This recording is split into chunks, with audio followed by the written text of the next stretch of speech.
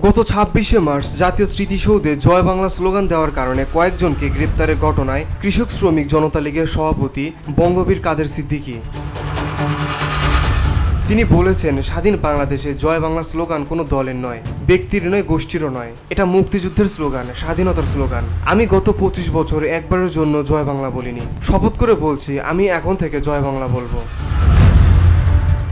গত শুক্রবার রাতে কালিয়াহাতি উপজেলার আলিয়াবাদ গ্রামে তার বাবা মায়ের কবর জিয়ারত করতে গিয়ে নেতাকর্মীদের উদ্দেশ্যে তিনি এসব কথা বলেন। কাদের সিদ্দিকী বলেন, বাংলাদেশ স্বাধীন না হলে আজকে এত দালান কোঠা ঘরবাড়ি কিছুই হতো না।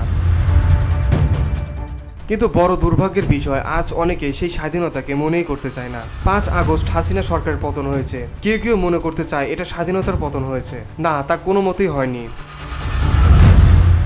তিনি বলেন, যে নেতারা বিপ্লব ঘটিয়েছে, স্বাধীনতা না থাকলে আজকে এটা সম্ভব হতো না। বিপ্লবের জন্য আমি তাদের সাধুবাদ জানাই। তারা যদি ঠিকভাবে চলতে পারতো তাহলে তাদের মানুষ বহু বছর স্মরণ রাখত। কিন্তু তারা স্বাধীনতাকে প্রশ্নবিদ্ধ করেছে। তারা বঙ্গবন্ধুকে মানে না, জিয়াউর রহমানকে মানে না, তারা আমাদের কাউকেই মানে না। এটা ভালো কথা নয়।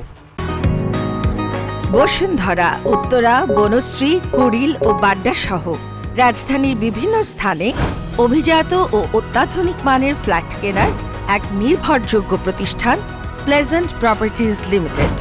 তাই আপনার স্বপ্নের আবাসনের জন্য আজই যোগাযোগ করুন। Pleasant properties limited, where destiny matches eventually. এ সময় তার সঙ্গে ছিলেন আওয়ামী লীগের সাবেক প্রেসিডিয়াম সদস্য ও মন্ত্রী আব্দুল লতিফ সিদ্দিকী, বঙ্গবীরের স্ত্রী নাসরিন সিদ্দিকী, তাদের ভাই মুরাদ সিদ্দিকীর স্ত্রী নিহার সিদ্দিকী প্রমুখ। Beauty Bangla news desk.